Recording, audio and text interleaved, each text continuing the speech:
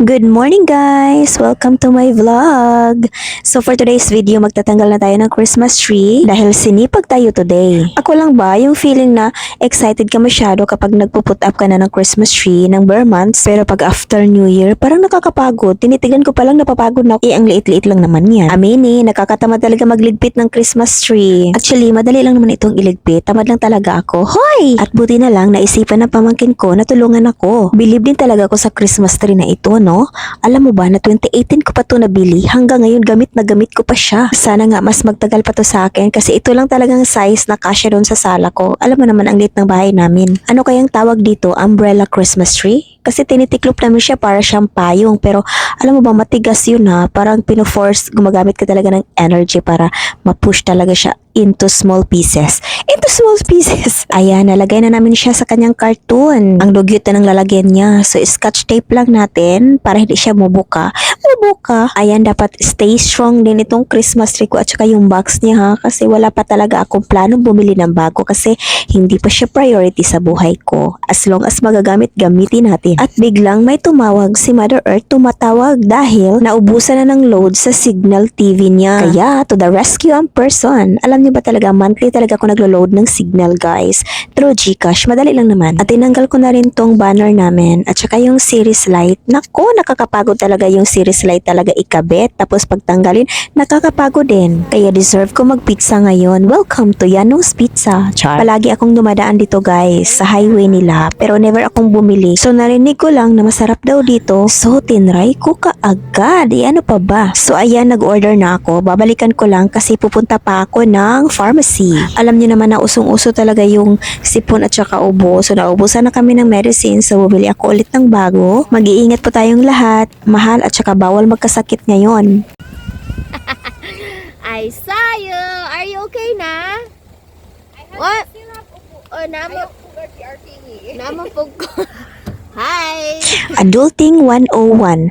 Yung friend mo na palagi mong kasama dati, ngayon sa groceryhan na lang kayo nagkikita. Dahil sa mga priorities, mga responsibilities, tanan pa diha mga tis, maritis, hoy, huwag masyadong magseryoso, baka tatanda tayo ng madalian. At nakapag-grocery din yung kapatid ko at binalikan ko na yung pizza na pinareserve ko. Nako, natatakam ako kasi first time ko itong matitikman yung pizza nila. Kasi usually, yung binibili kong pizza, either Pizza Hut, Greenwich, SNR, or ano pa yun, Shakey's, ganon. So ito, first time sa panglasa ko. Actually, dalawa talaga yung binili ko kasi marami kami sa bahay ngayon. Hindi pala available yung spinach flavor, which is yung narinig ko na masarap daw.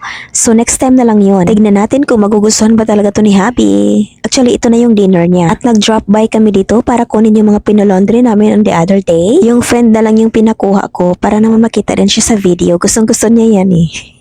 Just kidding. Matulungin na talaga yung friend ko. At sa wakas nakita na rin ni Kuya yung blanket ko. Actually dalawa yan. Bakit pa hindi pinagsama? Nako, nawerla si Kuya ng kaunti. Bakit daw hindi pinagsama? Umuwi na kasi raw yung assistant niya. Kaya bumaba na ako at inuro ko sa kanya. Ayun, nahiwalay pala. Sa dami ng laundry shop dito sa amin, dito lang talaga ako bumabalik-balik. At yung sako na yan, para yan sa mga basura namin. And of course, hindi kompleto yung dinner pag walang pangtulak. Bibili tayo ng Sprite dito. Malapit lang to sa amin na tindahan. So every time na may kulang sa bahay, dito kami pumibili. Gutom na talaga ako niyan guys. Ayan, wala na ako sa aking sarili. So sick of love songs, so sad. Only Sprite. Sakpan. Huli, pero di kulong. Full moon. Grabe ka, full moon. Para di na magbaba-baba. Saka ni, all meat or all meat? Ni. Oh. Ako, bisa dito ang pilao. Sibra ni? All meat or yanong skimberdo? But he gave you red. Did he say anything about that? No, that's the cheapest one. Ayan guys, kain na tayo. First meal of the day. Wala na talagang pansinan kapag nagugutom na ang all. In fairness, masarap siya. Hindi ko lang alam kung alin dyan ang kinakain ko, yun bang Yanong's Best or yung all meat? Kasi nakalimutan ni Kuya maglagay ng label. Masarap din daw, sabi niya. Hindi pa yan yung hapunan namin guys ha. Magluluto pa kami kasi meron kaming plano ngayon.